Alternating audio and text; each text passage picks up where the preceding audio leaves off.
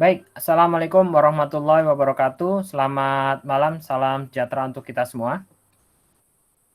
Malam, Pak. Apa kabarnya malam hari ini? Baik, Pak. Alhamdulillah. Kita akan lanjutkan perkuliahan kita, di mana ini adalah perkuliahan ke-6 ya, pekan ke-6. Tidak terasa, sebentar lagi kita akan UTS ya, ujian tengah semester. Bagaimana? Soalnya mau isai atau mau pilihan ganda saja?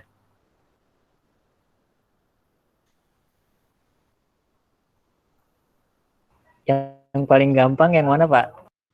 Semuanya susah sih.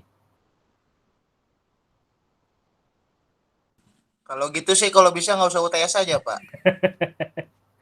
Semuanya susah kalau Anda tidak belajar. Kalau belajar dari materi, Anda bisa buka-buka lagi materinya di YouTube ya, di channel saya tentunya. Nah, insya Allah kalau pakai Anda rajin untuk mencatat dan merangkum, insya Allah bisa mengerjakan ya. Kemungkinan besarnya ya, nanti tergantung kita lihat.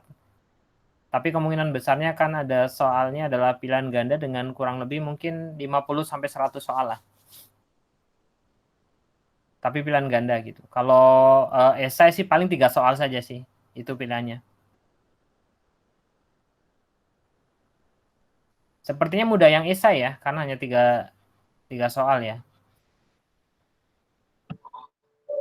Kalau esai bikin proses analisis bisnis gitu atau gimana, Pak? Ya, kurang lebih akan seperti itu.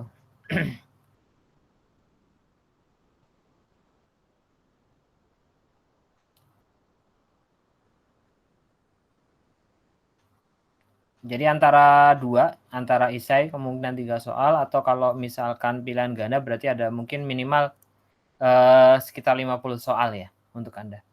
Baik, kita lanjutkan. Di malam hari ini kita akan membahas tentang pemodelan data bagian pertama. Di bagian pertama kita akan bahas tentang kamus data dan ERD atau Entity Relationship Diagram. Dan kemudian nanti di pekan ke-7 atau besok ya, pekan depan, kita akan bahas tentang basis data ya, perancangan basis data. Oke, kita lanjut. Ya, kalau misalnya ada pertanyaan silakan langsung tanyakan. Kamus data ya. Ini kalau kamus data ini adalah erat kaitannya dengan pemodelan sistem ya. Pemodelan sistem yang menggunakan DFD. Pemodelan sistem yang menggunakan DFD nanti dari apa yang sudah kita sampaikan, DFD tersebut akan dibuat kamus datanya. Baik itu di dalam flow-nya ya, atau di dalam data store. Biasanya ada 2 itu. Data store didetailkan apa saja yang menyangkut dengan data store. Kemudian satu lagi adalah flow-nya atau alirannya. Oke. Jadi data dictionary atau DD atau kamus data itu tidak menggunakan notasi grafis ya. Seperti DFD, kemudian kemarin kita belajar UML ya. Nah, kamus data ini fungsinya untuk sebagai katalog ya, katalog apa atau list data dan kebutuhan informasi dari suatu sistem informasi. Ya. Jadi nanti dia fungsinya itu untuk membantu si pelaku sistem untuk paham aplikasinya secara lebih detail. Karena apa? Karena kamus data itu mereorganisasi semua elemen data yang digunakan dalam sistem. Tentunya ketika dibuatnya dengan benar, dia harus yang presisi ya. Sehingga nanti pemakai dan si penganalisis sistem ini memiliki dasar pengertian yang sama ya, tentang inputan dari sistemnya apa, outputnya apa, penyimpanannya apa, prosesnya apa. Jadi kalau kita sudah memodelkan datanya ya di kamus data, nanti suatu ketika ada perubahan dan lain sebagainya, maka kita bisa tunjukkan, oh ini di perancangan awal seperti ini, kemudian ada permintaan yang lain, berarti kita harus merubah kamus datanya misalkan. Kalau ada perubahan, ada penambahan, artinya mungkin tergantung ya tadi ya, kesepakatannya ya, proposal di awalnya seperti apa. Kalau harus nambah, berarti kena cas. Kalau tidak, berarti berapa tambahannya setiap entry kamus data misalkan. Oke. Selanjutnya, jadi selain digunakan untuk dokumentasi dan untuk mengurangi redundansi atau pengulangan ya dalam basis data atau database, kamus data juga dapat digunakan untuk satu ya, itu untuk memvalidasi kekurangan dan kelengkapan DFD. Ya. Jadi kalau di DFD ternyata belum ada, oh berarti kita identifikasi nih. Contohnya misalnya data store-nya nih ada yang kurang. Atau misalkan lagi flow-nya nih ada yang kurang tepat misalkan. Kedua, merencanakan user interface baik input maupun output. Jadi dari situ ketahuan misalkan ya di data store ada data store barang misalkan. Berarti ada kode barang, kemudian ada nama barang. Nah, nanti inputannya apa? Berarti inputannya ada misalkan textbox KD barang, kode barang misalkan textbox nama barang dan seterusnya. Kemudian nomor 3 itu menentukan muatan data yang disimpan dalam file-file ya. Yang keempat, pengembangan logika untuk proses DFD. Nah, kamus data ini itu dibuat pada tahapan analisis sistem digunakan baik pada tahap analisis maupun tahap perancangan. Ya. Bedanya apa? Kalau di tahap analisis sistem, kamus data itu digunakan sebagai komunikasi antara analisis dengan pemakai sistem. Kita sudah memperlihatkan nih, pengguna sistem ini nanti akan ada data A, B, C, D, E, ya. Alirannya bagaimana gitu. Sehingga KD tersebut digunakan sebagai alat komunikasi antara si analisis sistem dengan pemakainya. Kemudian pada tahapan perancangan sistem ya, tentunya setelah di tahap analisis sistem disetujui kamus datanya, ini nanti kamus data digunakan untuk merancang input, merancang laporan-laporan, dan juga merancang database. Ya, kadang memang secara prakteknya ya, ini secara prakteknya ya, kadang terbalik sebetulnya kadang. Kadang tidak pemodelannya dulu gitu. Kalau saya lihat beberapa programmer juga rata-rata malah bikin aplikasinya dulu, bikin database-nya baru kamus datanya dibuat, atau kadang malah kamus datanya tidak dibuat. Padahal sebetulnya yang terbaik adalah dimulai dari awal ya, analisis kebutuhan sistem, kemudian analisis kebutuhan data, pemodelannya seperti apa gitu. Baru nanti perancangan sistemnya menggunakan data-data yang sudah disepakati. Oke. Kamus data itu dibuat berdasarkan arus data yang tadi saya sudah sebutkan atau flow-nya ya, flow data, arus data yang ada di DFD. Ya. Kamus data mendefinisikan elemen data dengan fungsi sebagai berikut. 1. Menjelaskan arti aliran data dan penyimpanan data dalam DFD. Ya. Aliran data dan penyimpanan data. Berarti ini adalah flow, ya. Yang ini adalah data store. Data store. Ya. Kedua, mendeskripsikan komposisi paket data yang bergerak melalui aliran. Misalkan alamat. Contohnya misalkan alamat kan tadi dimasukkan ke data store misalkan. Di dalamnya apa saja alamat itu? Isinya apa saja? Bisa kota, bisa negara, bisa kode pos, dan lain-lain.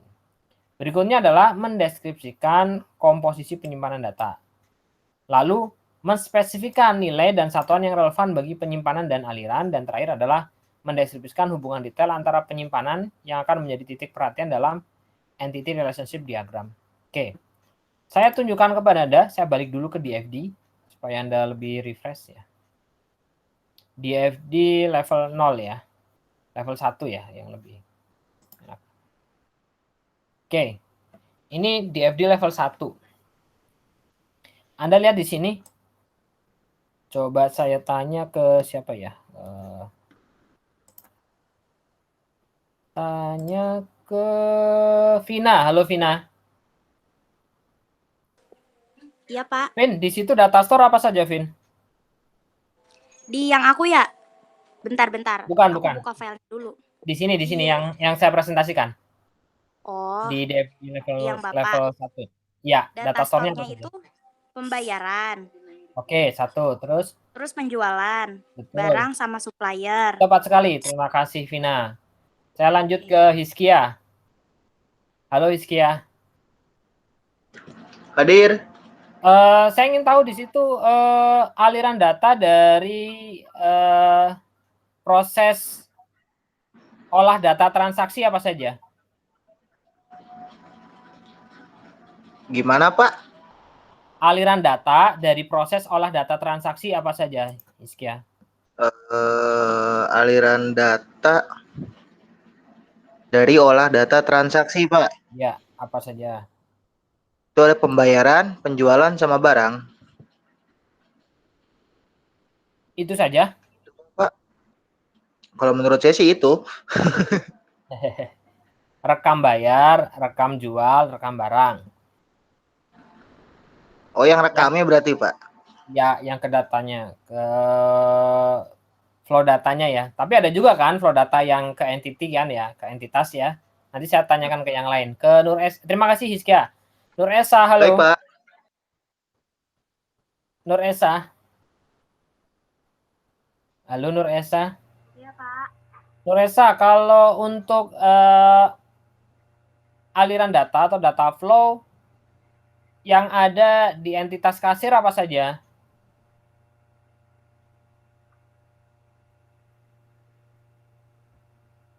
Ada pembayaran, Ya, dijual, ya, laporan kasir, ya. Dua lagi. koreksi laporan, Ya. sama ID barang yang terjual, Pak.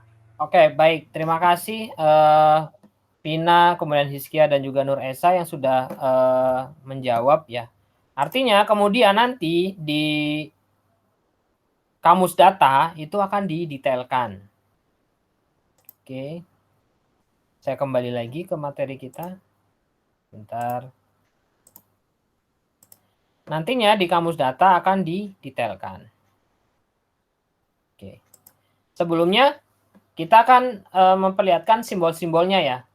Simbol-simbol di kamus data itu ada tanda sama dengan. Ini artinya terdiri dari atau mendefinisikan atau diuraikan menjadi. Tanda plus itu artinya dan. Ya. Oke.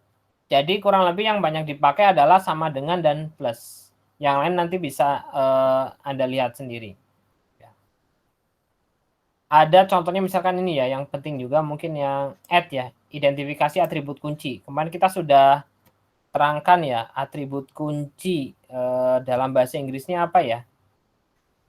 Saya coba tanya ke yang belum. Ada Jessica ya, Ton? Iya, Pak. Kalau atribut kunci itu bahasa Inggrisnya apa? Yang kemarin diterangkan sudah. Primary key. Terima kasih Jessica Yaton. 100 untuk Jessica Yaton. Kita lanjut materinya. Oke. Kita kemudian akan mencontohkan ya, contoh kamus data. Nah, kebayangkan Anda nanti kalau misalkan saya suruh buat kamus data ya, dan pasti mungkin kemungkinan tugasnya akan membuat kamus data. Dari kemarin Anda kan sudah membuat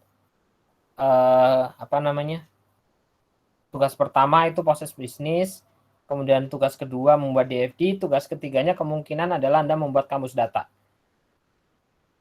Oke. Anda perhatikan, di kamus data yang berasal dari tempat penyimpanan data atau data store. Tadi siapa tadi? Vina ya tadi yang menyampaikan ya. Itu Iya, ada Pak. barang. Itu ada barang. Kemudian ada pembayaran. Pembayaran, terus Penjualan. supplier. Kemudian supplier. Ya. Nah ini didetailkan lagi. Di dalam barang, di dalam pembayaran, penjualan, supplier, ada beberapa data ya. Nah, saya coba tanya nih ke siapa namanya yang belum. Giovanni, halo. Giovanni? Iya, Pak. Giovanni, kalau untuk yang nomor 1 ya, yang kamus data berasal dari tempat penyimpanan data, mana yang primary key? Yang dari barang ada kode barang, Oke. yang dari pembayaran ada nomor faktur, dari penjualan ada nomor faktur, yang supplier ada kode supplier. Oke, pertanyaan berikutnya Giovanni, ciri-cirinya primary key itu apa ya? Yang ada tanda @-nya, Pak. Ya betul. Tapi kalau misalnya kita punya primary key, syarat sebuah atribut itu menjadi primary key itu apa? Paling utama. Unik, gak ada yang sama. Betul, terima kasih Giovanni. Rupanya teman-teman di sini sudah paham semuanya ya terkait dengan itu. Nah, kurang lebihnya, terima kasih Giovanni, bisa di-mute. Iya, Pak. Kurang lebihnya jadi kalau misalkan kita definisikan kamus datanya dari data store tadi, ada barang, itu ada kode barang. Kemudian ada nama barang, satuannya apa, jenisnya apa, ketika harga belinya berapa, harga jual berapa, jumlah stok berapa, kode supplier. Kemudian ada kode supplier. Ya. Nanti ini akan berhubungan. Saya pertanyaan lagi nih untuk Nurul Setiawan. Halo Nurul Setiawan. Ya, Pak. Saya tanya, untuk di A itu ada barang ya. Ada data store barang. Itu ada kode supplier ya, di paling belakang kode supplier.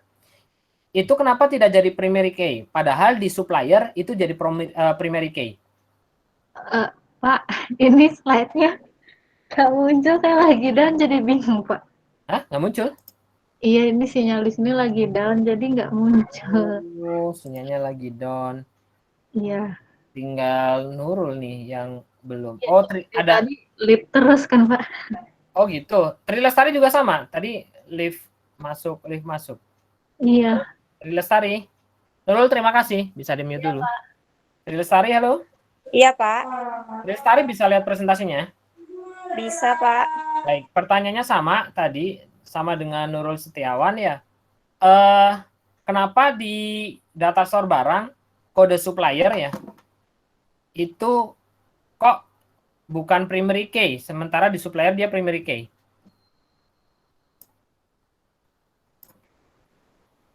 Kenapa? Yang di mana, Pak? Di barang dia tidak sebagai primary key. Tapi kenapa di supplier dia sebagai primary key? Padahal namanya sama.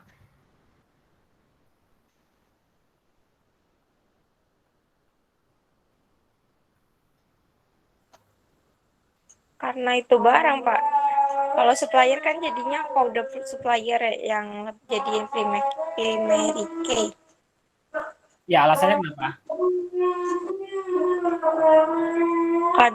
Ada kode barang. Masih kurang tepat ya. Terima kasih, tapi sudah mau menjawab. Saya mungkin akan ke Saprudin. Halo Saprudin. Saprudin baru join lagi ya. Halo Saprudin. Baik, sepertinya tidak respon. Saya ke langsung live ya. Saya ke Rafanisa. Halo Rafanisa. Halo, Pak. Rafa tadi bisa mengikuti perkuliahannya? Aku baru join, Pak, baru pulang kerja. Oh. Baru join. Ya udah, kalau gitu terima kasih ya. Saya langsung ke Jessica saja. Halo Jessica. Jessica lagi. Iya, Pak. Jessica, tadi mungkin ada. Kalau misalnya di situ kode suppliernya kan ada di barang, itu menunjukkan relasi, Pak. Relasi jadi pakai foreign key, jadi pakai kunci tamu ya. Ya salah satunya itu. Tapi gini, logiknya adalah semacam ini. Tadi kan kalau tidak salah Jessica atau siapa yang tadi yang menerangkan bahwa primary key itu harus yang Unik. apa? Unik. Yang unik. Jessica kan ya yang tadi menyampaikan kan ya? Tadi Gio, Pak. Oh Gio, maaf. Kalau gitu, kira-kira kalau ada di barang, kode supplier akan unik tidak? Enggak. Tidak. Kenapa tidak unik? Kita bermain logika dulu. Karena itu berhubungan relasinya, ntar kalau dimasukin, jadi dia berelasi sama yang di table supplier ya. Kurang lebihnya seperti ini, Jessica. Saya ambil clue-nya ya. Mungkin tidak sebuah barang, 2 barang, 3 barang, itu yang supply satu supplier. Halo? Mungkin. Mungkin sih Pak.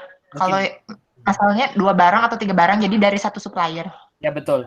Kalau gitu, kalau kode supplier ada di barang, berarti ada kemungkinan kode supplier tidak unik. Seperti itu kan ya? Ya menurut saya sih. Tidak unik itu artinya dalam satu buah database itu ada kemungkinan kode suppliernya terrecord ada 3 record, ada 3 kode supplier misalkan yang sama gitu. Itu namanya tidak unik. Gitu. Halo Iskia. Terima kasih Jessica. Halo Iskia. Jessica bisa menjelaskan? Kurang lebihnya sih kalau menurut saya kenapa ada kode supplier di si data store barang, karena ya tadi itu satu Pak, terus ya yang Bapak bilang tadi bisa aja sih supplier itu jadi supplier beberapa barang gitu, salah satu supplier bisa menyuplai sampai 2 atau 3 barang bahkan lebih. Terus Ya. juga karena bisa jadi juga yang barang ini si suppliernya misalnya contohnya barangnya pulpen, si supplier 1 gitu, itu kan bisa jadi sama gitu. Kalau menurut saya sih gitu Pak.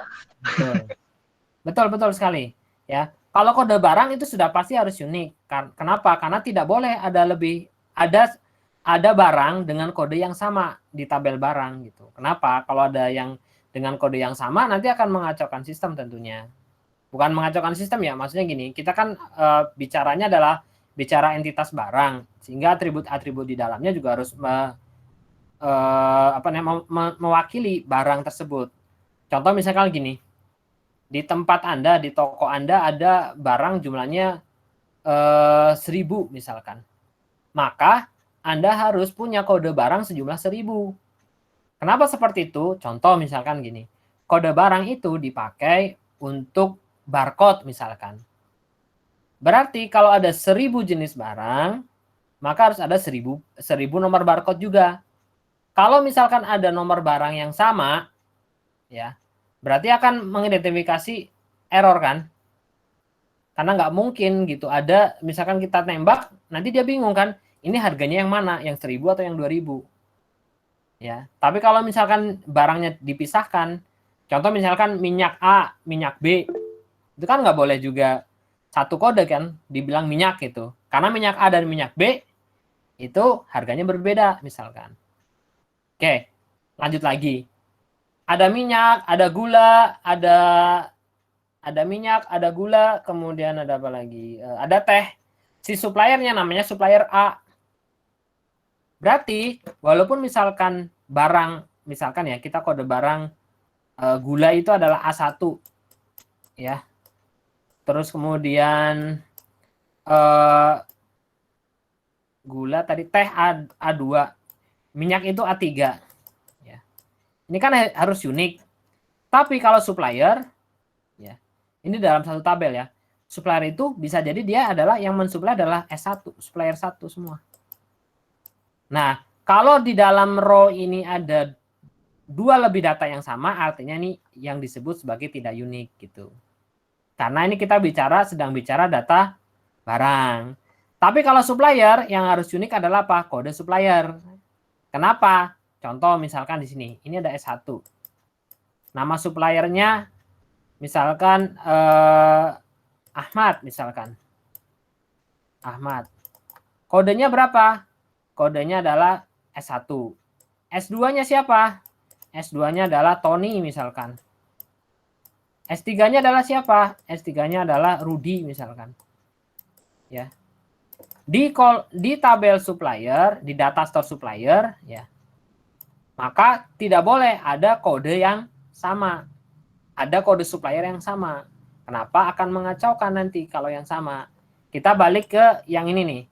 Yang ini misalkan adalah kode data store barang. Oke. Kita balik lagi, ada A4 misalkan. A4 itu apa? Roti. A5 itu apa? A5 misalkan apa namanya? Gandum misalkan. Ini suppliernya siapa? Ini S2 suppliernya, ini juga S2 gitu. Oke? Anda bayangkan berarti kalau di sini kode supplier itu tidak unik ya. Kenapa? Karena ada yang sama, S1 ini S1 juga.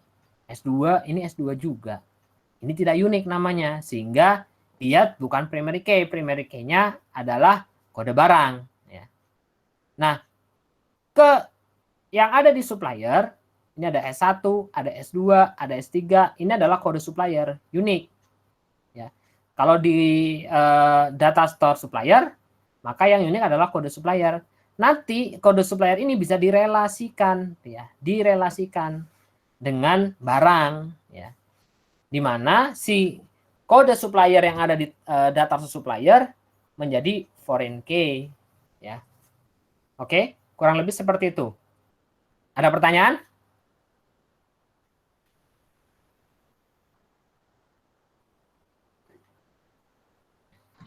Tidak ada, Pak. Oke ya, saya anggap sudah jelas ya.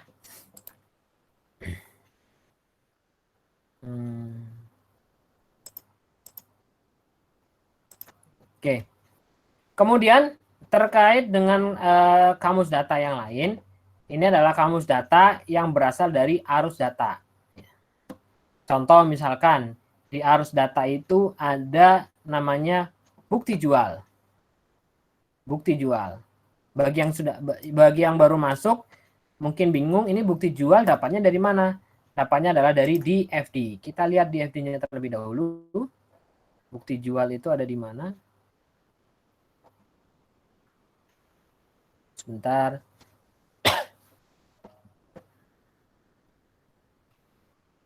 Oke.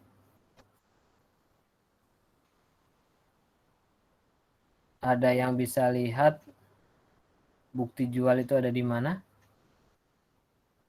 Oh, mungkin berarti ada di level berikutnya. Nah, ini ada ya, maaf. Ini ada ya. Bukti jual itu adalah dari proses olah data transaksi dikirim ke entitas kasir. Oke. Ini bukti jual.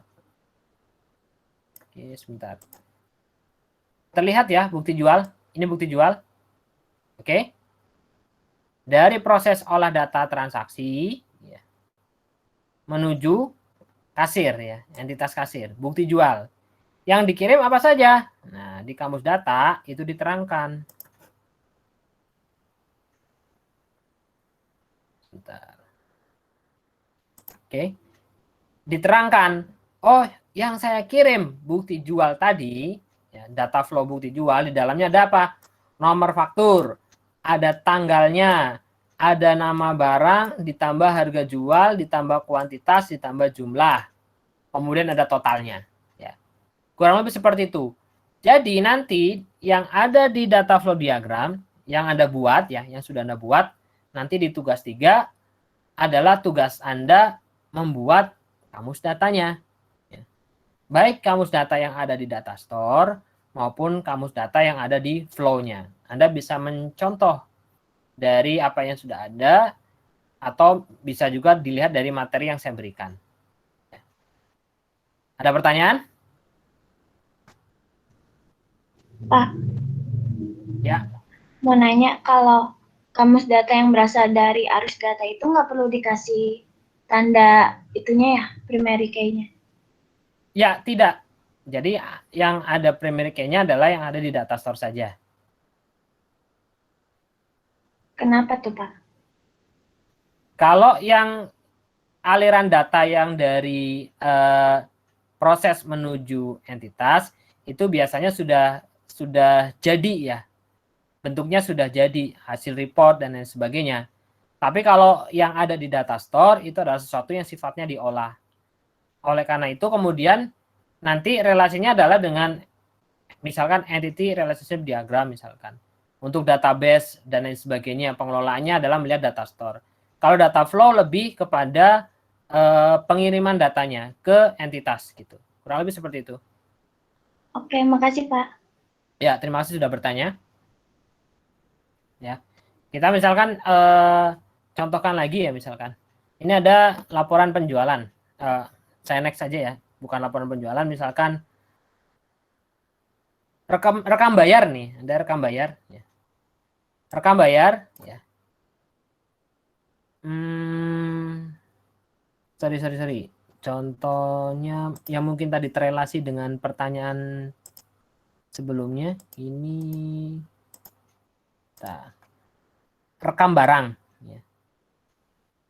Rekam barang tadi oleh Hiskia kalau tidak salah tadi sudah menyebutkan data store dan kemudian ada aliran data namanya rekam barang ya, yang dari entitas menuju ke data store barang.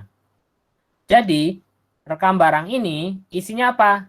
Dia menginputkan kode barang, menginputkan nama barang, menginputkan satuan dan menginputkan jenis. Kemudian menginput harga belinya berapa, harga jualnya berapa, stoknya berapa, kemudian kode supplier ke dalam data store barang. Ya, ini kita lihat detailnya. Rekam barang, bagi yang masih belum jelas, sebentar. Oke, nih. Rekam barang itu dilakukan ya dari proses olah data transaksi. Olah data transaksi adalah inputan dari kasir menuju ke barang. Begitu juga ya bagi bagian penjualan yang melakukan pengolahan untuk kemudian disimpan di data store barang. Gitu. Rekam bayar juga dipakai untuk membuat laporan. Oke. Ini sepertinya kurang tanda panahnya ya. Tanda panahnya harusnya ke sini, ke buat laporan. Oke. Baik, untuk kamus data ada pertanyaan?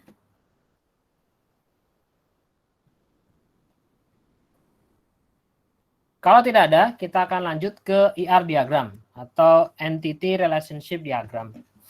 Nah, model entity relationship itu digunakan untuk mentransformasikan data yang ada di dunia nyata ke dalam bentuk notasi sebagai perangkat konseptual menjadi diagram data yang dikenal dengan diagram ER atau entity relationship. Ya. Atau yang menyebut lain juga entity relationship diagram. Ada yang menyebutnya diagram ER, ada juga yang menyebutnya ERD. Komponen utamanya hanya dua, yaitu entitas dan relasi atau relationship. Komponen ini dideskripsikan melalui yang namanya atribut. Atribut. Saya pelan-pelan. Entitas itu adalah individu yang mewakili sesuatu yang nyata dan dibedakan dari sesuatu atau objek lainnya. Contoh misalkan, setiap mahasiswa dalam suatu universitas adalah entitas. Jadi mahasiswa itu dalam universitas dia adalah entitas. Mahasiswa adalah entitas di universitas. Kumpulan semua mahasiswa di sekolah tersebut disebut himpunan entitas. Ya, sekali lagi ada entitas, ada himpunan entitas. Jadi kumpulan dari semua mahasiswa di sekolah disebut himpunan entitas. Oke, lanjut. Di tingkat atasnya, setiap fakultas dalam suatu universitas adalah entitas. Fakultas entitas. Nah, kalau kita punya semua data fakultas, maka disebut himpunan entitas. Oke. Jadi ada dua untuk Anda ketahui, yaitu entitas, ada himpunan entitas. Oke, kita lanjut. Contoh lain, himpunan entitas. Himpunan entitas dari semua pelanggan itu atau pelanggan saja itu di dalamnya ada entitas namanya misalkan Rudi, ada Nina dan seterusnya. Kemudian ada himpunan semua nasabah. Ya. Himpunan entitas semua nasabah. Di dalamnya ada entitas apa? Ada entitas Dina, ada Doni dan seterusnya. Lanjut. Himpunan entitas semua mobil atau mobil dengan entitas mobil apa? Contohnya adalah mobil Daihatsu, mobil Toyota, itu merek ya, dan seterusnya. Itu adalah himpunan entitas dari mobil. Nah, lebih spesifik lagi, ya, kalau kita turunkan bahwa Toyota tadi yang merupakan sebagai entitas dari himpunan entitas mobil bisa juga dia sebagai himpunan entitas karena dia bisa dideskripsikan lagi di bawahnya gitu. Jadi semua mobil Toyota ya itu punya relasi dengan entitas apa? Kijang, Soluna, Starlet. Ini merek-merek ya, merek-merek dari mobil Toyota. Oke. Kemudian masing-masing ini dia akan memiliki namanya atribut entitas. Kita contohkan di sini ada namanya himpunan entitas Toyota. Ini sebagai contoh nih. Himpunan entitas Toyota. Di dalamnya ada entitas-entitas yang lain. Ada entitas 1 namanya Kijang. Entitas 2 namanya Soluna. Entitas 3 namanya Vios. Nah, di dalam entitas ini ada namanya atribut. Atribut kita bisa buat. Contoh misalkan mobil itu ada kodenya, ada mereknya, ada kapasitas mesinnya, ada tanggal perakitan misalkan, tahun launching misalkan. Kemudian apa lagi? Tahun expired misalkan, contoh. Oke. Ini adalah contoh atribut dari entitas mobil. Ya, mobil Toyota. Nah, ini ada pertanyaan nih sekarang. Untuk entitas pelanggan, ya. Kira-kira atributnya apa?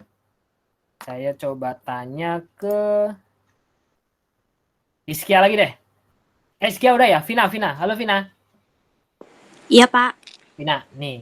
Tadi di materi sudah disebutkan. Atribut dari entitas mobil Toyota itu ada kode, ada merek, ada kapasitas mesin. Kira-kira untuk entitas pelanggan atributnya apa saja?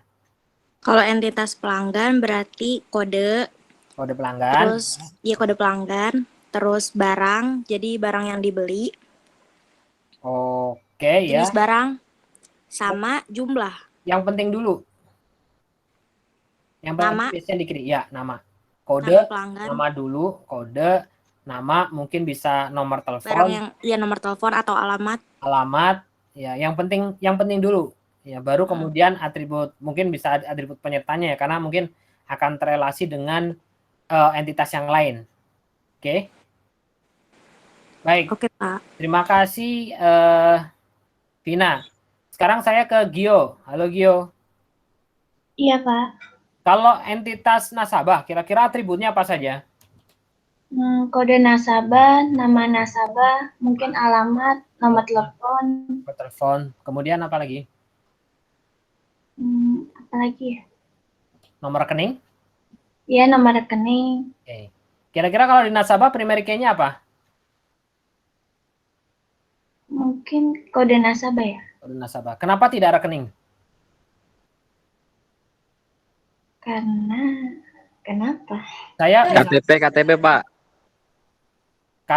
KTP bisa KTP atau kode nasabah is oke. Tapi ini pertanyaan adalah gini, kenapa tidak nomor rekening saja jadi atribut key di nasabah, jadi primary key di nasabah? Kira-kira kenapa Gio? Kenapa ya? Oke, saya yang punya bank. Saya yang punya bank, terus saya bilang, hey kamu, primary key-nya kode nasabah. Misalkan dari penganalisis itu ngomong, Pak, ini saya jadi primary key-nya yang jadi primary key-nya adalah nomor rekening, Pak. Oh enggak, saya tidak setuju. Saya setujunya adalah kode nasabah yang sebagai primary key. Kira-kira kenapa, Gio? Kenapa ya? Baik. Mungkin yang lain, teman-teman yang lain bisa membantu, kira-kira kenapa? Terima kasih, Gio. Kenapa kok saya melarang untuk nomor rekening itu menjadi primary key di entitas nasabah?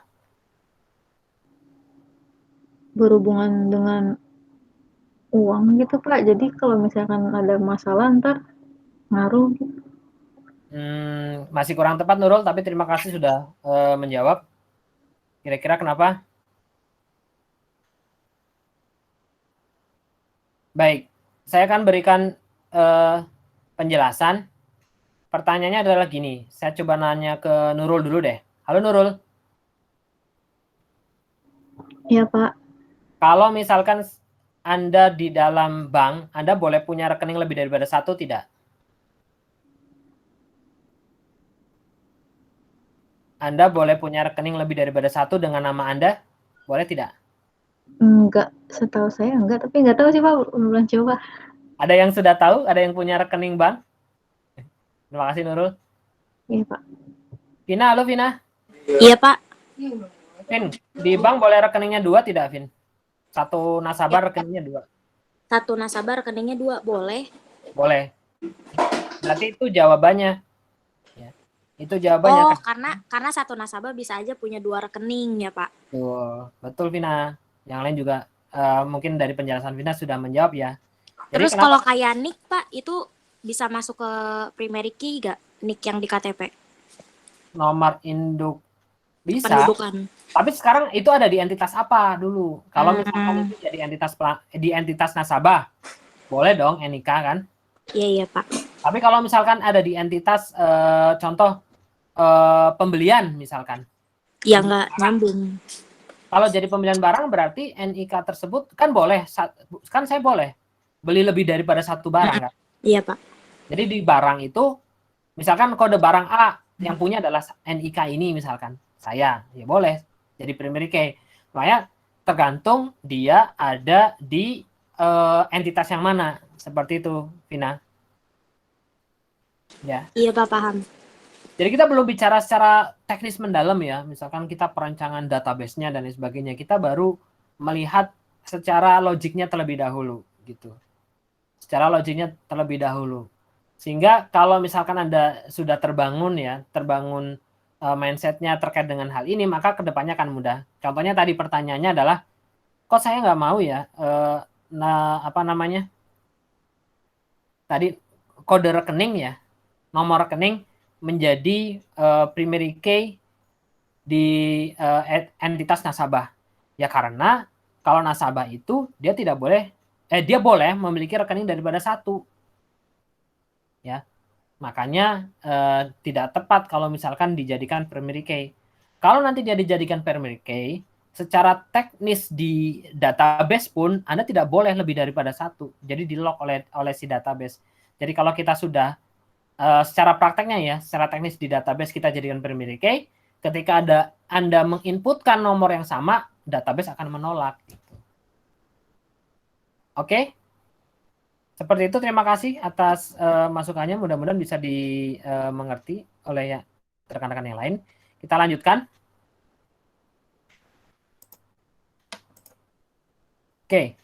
Kalau untuk entity relationship diagram, itu ada notasinya ya. Ada notasinya. Notasinya adalah seperti ini. Itu ada yang kotak namanya himpunan entitas.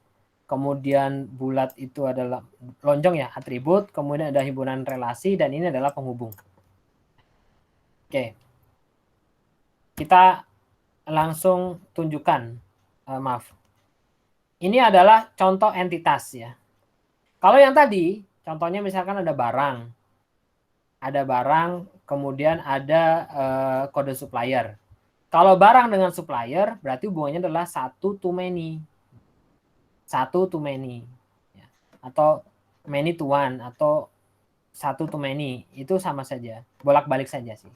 Oke, kita akan lihat satu persatu. Pertama gini, ini ada hubungan 1 ke 1. Ya. Universitas itu dipimpin oleh seorang dosen misalkan. Atau dosen memimpin satu universitas. Berarti kalau hubungannya seperti ini, satu one to one, ya, artinya seorang dosen itu tidak boleh memimpin universitas yang lain, gitu. Karena memang tergantung kita mau mendeskripsikan seperti apa. Contoh misalnya di sistem kita membolehkan dosen itu boleh menjadi pemimpin ya misalkan, atau ketua atau rektor di universitas yang lain misalkan. Tapi kalau aturannya menyatakan tidak boleh, berarti ini hubungannya adalah one to one. Satu ke satu. Jadi kita bicara logik dulu.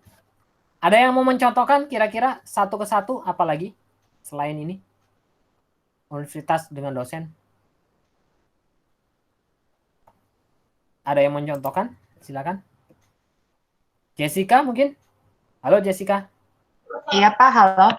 Kira-kira hubungan satu ke satu, contohnya apa lagi? Seorang pelayan melayani seorang pelanggan. Tidak, karena pelayan pasti melayani banyak pelanggan. Apa ya? Dokter, bukan apa lagi. Dokter pasien, pasiennya banyak. Kalau karyawan kepada perusahaan, Pak? Boleh tidak karyawan itu satu karyawan bekerja di 2 tempat? Nggak boleh, nggak. Bisa, Pak. Kalau di perusahaan ya nggak bisa. Contohnya Bisa. misalkan saya bekerja di perusahaan A, tapi saya juga bekerja di Stimik Rosma, mungkin kan? Bisa. Oh iya itu mungkin ya. Oh iya. Kecuali di perusahaan tersebut mengatur, tidak boleh. Oke, yang paling terlihat kasat mata lah. Kira-kira apa si Galingging Indah? Ayo, ada yang bisa menjawab? Si Galingging Indah. Oke, contoh lain lah. Kira-kira boleh tidak Pak Jokowi jadi presidennya Zimbabwe? Nggak Nggak nggak boleh. Berarti aturannya kan satu orang presiden itu akan memimpin satu negara kan? Iya Pak. Itu hubungan one to one. Satu orang suami boleh punya lebih daripada satu istri tidak? Boleh. Nggak boleh. Nggak boleh. Tergantung Pak, Tergantung dari sih, Pak. sisi mana. Boleh. Kok Diki ini ya? Nggak boleh Pak. Ya gini, kalau misalkan Anda, ya ini Anda buat sistem, contohnya nih, Anda buat sistem informasi, misalkan pencarian jodoh misalkan. Anda buat tuh, hubungannya adalah one to one. Satu pria hanya boleh dengan satu wanita. Tapi kalau Anda mau buat sistem boleh poligami misalkan, berarti Anda boleh hubungannya one to many gitu. Paham ya? Kalau kayak gitu paham ya? Paham Pak. Paham Oke. banget, Pak. Ya, saya lanjut lagi. Sekarang kita hubungannya adalah hubungan yang kedua adalah one to many. Ya, tadi sudah dijelaskan banyak. Tadi contohnya adalah satu pelayan dia melayani banyak pelanggan. Ya. Jadi misalkan ada pelanggan A melakukan transaksi, maka kasirnya 1. Pelanggan B melakukan transaksi, kasirnya 1. Pelanggan C melakukan transaksi, kasirnya 1. Itu satu to many. Ya. Karena tidak kemudian satu pelanggan kasirnya satu juga. Kalau misalkan gini, misalkan dia itu kasirnya cuma 1, tapi kalau kasirnya banyak ya bisa, namanya many to many. Ya. Oke. Many to many artinya adalah banyak to banyak. Kita ambil contoh adalah mahasiswa dengan mata kuliah. Boleh tidak mahasiswa itu ambil lebih dari satu mata kuliah? Boleh. Boleh. Oke. Boleh tidak satu mata kuliah diambil oleh banyak mahasiswa? Boleh. Boleh. Itu hubungannya adalah many to many. Ada yang mau mencontohkan? Yang many to many lagi kira-kira apa? Aku Pak, Ya, Vin. dari ini nih, barang, customer sama barang. Soalnya kan customer itu bisa mesen barang lebih dari satu jenis. Terus barang juga bisa dipesan, satu jenis barang juga bisa dipesan banyak sama pelanggan gitu. Tepat, Vina. Itu hubungannya adalah many to many. Ada yang lain yang mau mencontohkan? Bagus sekali, Vina. Terima kasih.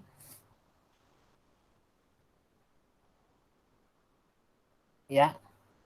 Baik. Kalau tidak ada, kita akan lanjut materinya. Jadi kurang lebih konsepnya dari entity relationship adalah seperti itu. Ya.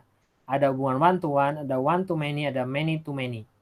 Nah, ini yang harus hati-hati Anda ketika membuat. Kenapa? Karena kadang kala ya tadi yang ada yang berpersepsi ya. Contohnya misalkan tadi ada yang mengatakan hubungan satu ke satu adalah hubungan antara dari pelanggan ke customer. Padahal ternyata tidak. Anda pikir transaksinya hanya satu kali. Kita lihat semua entitas di dalam himpunan entitas tersebut.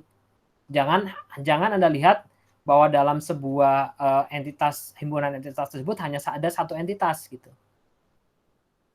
Jadi Anda harus lihat, harus banyak gitu, banyak entitas. Ya. Contoh misalkan tadi ya mahasiswa, entitasnya siapa? Ada Diki, ada Vina, ada Giovanni, ada Hizkia misalkan. Nah, kemudian Anda lihat lagi contohnya. Oke, tadi kalau misalnya contohnya mahasiswa dengan mata kuliah kan adalah many to many. Kira-kira mahasiswa dengan apa yang hubungannya adalah one to many misalkan? Kira-kira apa?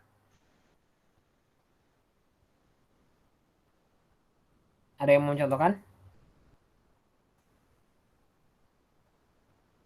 Kalau mahasiswa dengan mata kuliah adalah many to many, saya ingin tahu dari Anda, kalau mahasiswa dengan apa, dengan himpunan entitas apa yang dia itu one to many? Dengan organisasi, Pak, kayak dengan Ormawa, kan satu mahasiswa boleh ngambil beberapa Ormawa. Satu Ormawa boleh diambil oleh banyak mahasiswa tidak? Boleh. Boleh. Berarti many to many, Vina. Oh, maksudnya orangnya beda apa sama gitu, Pak? Ya orangnya bisa, kan dalam himpunan entitas itu banyak entitas. Jadi tadi saya sampaikan bahwa entitas itu harus diperhatikan gitu. Jadi kalau misalkan Ormawa dengan mahasiswa, berarti mahasiswa kan boleh ikut di banyak Ormawa tuh. Kemarin aku ngerjain sambil. Oke. Saya tipsnya gini, Vina jadi apa di Rosma? Di Rosma jadi mahasiswa, Pak. Ikut di Ormawa nggak? Oh, ikut di beberapa Ormawa. Nggak. Oh, Vina pernah jadi ketua Ormawa belum? Ini lagi, Pak. Ketua Ormawa apa? Public. Public. Kalau kita bicara ketua Ormawa, berarti satu too many. Oh, iya sih. Soalnya nggak boleh jadi ketum di Ormawa lain kan? Iya, malah satu tuh satu ya hubungannya. Iya. Jadi Tapi kalau boleh, Pak, jadi anggota doang. Kalau itu mungkin kayak gini ya, Pak. Kan Pina ketua. Terus di dalam satu Ormawa kan ada banyak kan tuh. Ada entitas banyak. Itu kali yang bikin one to many. Enggak, kalau kita bicaranya gini. Daftar Ormawa, kode Ormawa misalkan. Kode ketua Ormawa misalkan. Kode ketuanya ya. Daftar ketua Ormawa ya di Rosma. Jadi itu namanya entitasnya, himpunan entitasnya adalah ketua Ormawa. Nah, ketua Ormawa, satu ketua Ormawa, maka yang menjabat hanya boleh satu kan? Satu mahasiswa kan? Betul tidak? Itu namanya one to one. Kita bilang ada dua himpunan entitas nih. Himpunan entitas mahasiswa dengan himpunan entitas ketua Ormawa. Oke? Nah, kalau hubungannya itu, maka hubungannya adalah one to one. Karena satu ketua Ormawa itu hanya boleh dijabat oleh satu mahasiswa. Dan sebaliknya, satu mahasiswa hanya boleh menjadi satu ketua Ormawa. Atau boleh tidak sekarang aturannya? Boleh tidak mahasiswa menjadi ketua lebih daripada satu Ormawa? Nggak boleh. Kalau andaikan boleh misalkan, berarti itu adalah satu too many dari mahasiswa ke Ormawa. Satu mahasiswa boleh menjadi lebih daripada lebih daripada satu ketua Ormawa. Itu satu too many. Tapi karena aturannya tidak boleh, berarti satu to satu, one to one. Oke?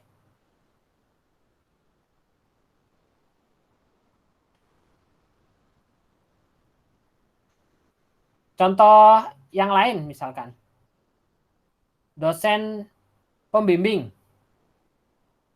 dengan mahasiswa, kira-kira itu hubungannya apa? Dosen wali lah. Anda kan ada tahu dosen wali ya? Hubungannya apa itu? One to many. Oke, saya tanya ke Nurul mungkin dulu ya. Nurul, Gio belum banyak bicara tadi. Iya, Pak. Kira-kira kenapa Gio one to many? Karena satu dosen bisa jadi wali dosen banyak mahasiswa. Lalu Anda lihat sebaliknya juga. Iya, Sebaliknya apa? banyak mahasiswa wali dosennya cuma satu. Apa Ya. sih, gimana ngejelasinnya? Mahasiswa itu tidak boleh mempunyai wali lebih daripada satu Oh dosen. iya itu. Berarti itu buahnya one to many gitu. Satu wali dosen dia bisa mewalikan banyak mahasiswa ya, entitas mahasiswa. Tapi si mahasiswa ini dia tidak boleh punya wali 2, gitu kan? Iya, Pak. Nah, itu namanya one to many. Oke, ya. Nanti dari contoh-contoh tersebut yang sudah sama-sama Anda sampaikan, perlu berlatih sebetulnya, perlu melihat referensinya, perlu lihat tadi, makanya ya di awal kita sudah menganalisis organisasi di dalam, termasuk di dalam organisasi tersebut adalah aturan-aturannya. Jadi ketika kita membuat sebuah sistem, itu tidak serta-merta kita langsung saja buat, tapi kita lihat aturannya seperti apa. Contoh misalkan Anda membuat di Rosma contohnya, sistem informasi keorganisasian mahasiswa misalkan. Ternyata Anda salah men-setting hubungan antara mahasiswa dengan ketua ormawa gitu misalkan. Ternyata di situ disebutkan Anda adalah hubungannya many to many gitu. Jadi seolah-olah satu mahasiswa itu boleh, one to many ya. Satu mahasiswa itu dia boleh menjabat sebagai ketua ormawa yang lain. Padahal aturannya adalah ormawa itu satu ormawa ya ketuanya adalah satu mahasiswa. Jadi seorang mahasiswa itu tidak boleh menjadi ketua di ormawa yang lainnya. Tapi kalau misalnya Anda salah membuat sistemnya, ya akan menjadi fatal. Anda lihat dulu aturan organisasinya seperti apa, kemudian diterjemahkan ke dalam bentuk relasinya seperti apa. Oke, kita lanjut.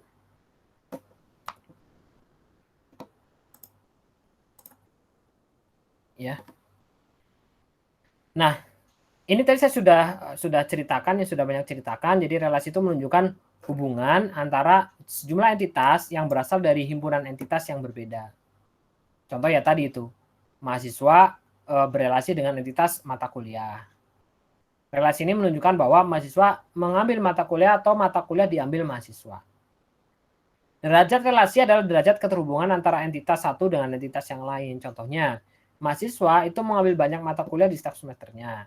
Dan untuk mata kuliah yang sama, mahasiswa lain juga mengambil. Jadi kurang lebih seperti itu hubungannya. Nah, untuk notasinya, untuk pengambilan penggambarannya, model ini sebetulnya ada 2 versi ya. Versinya dari Peter Chen, kemudian satu lagi versinya James Martin ya. Tapi yang tadi dicontohkan di diagram itu notasinya adalah notasi dari Peter Chen ya.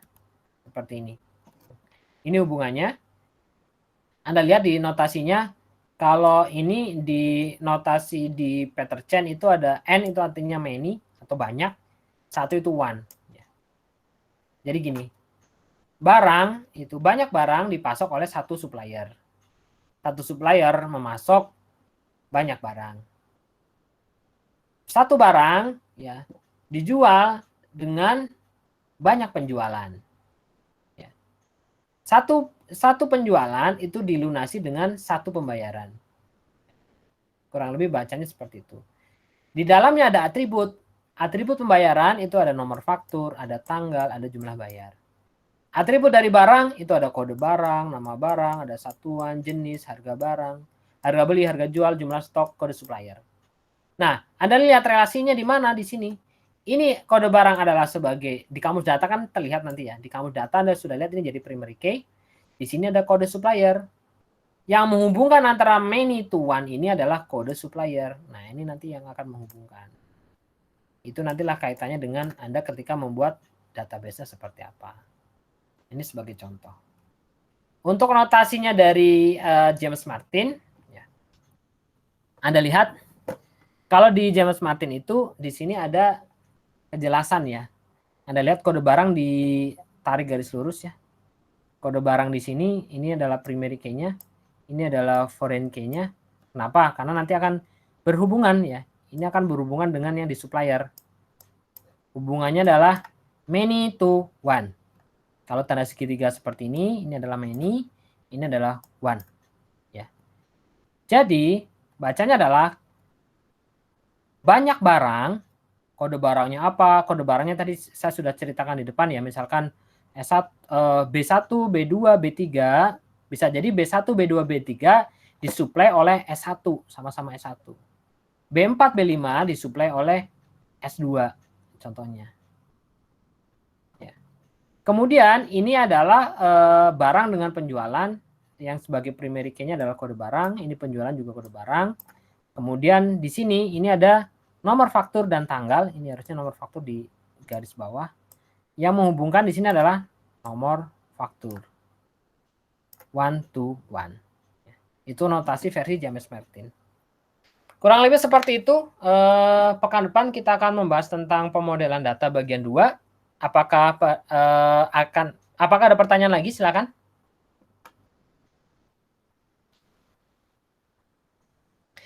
Baik, kalau tidak ada, apakah perkuliahan kita pada malam hari ini boleh diakhiri?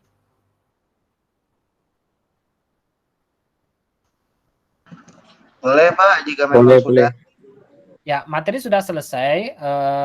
Silakan nanti kalau misalkan mau mereview lagi materinya, Anda bisa lihat di channel YouTube saya. Ya, linknya nanti akan saya berikan. Terima kasih atas kehadirannya. Mohon maaf apabila ada kata-kata saya yang keliru, yang salah, ataupun yang menyinggung. Saya akhiri. Billahi taufik wal hidayah. Assalamualaikum warahmatullahi wabarakatuh. Selamat malam. Salam sejahtera. Selamat malam Pak. Terima kasih. Waalaikumsalam. Salam sejahtera. Terima kasih.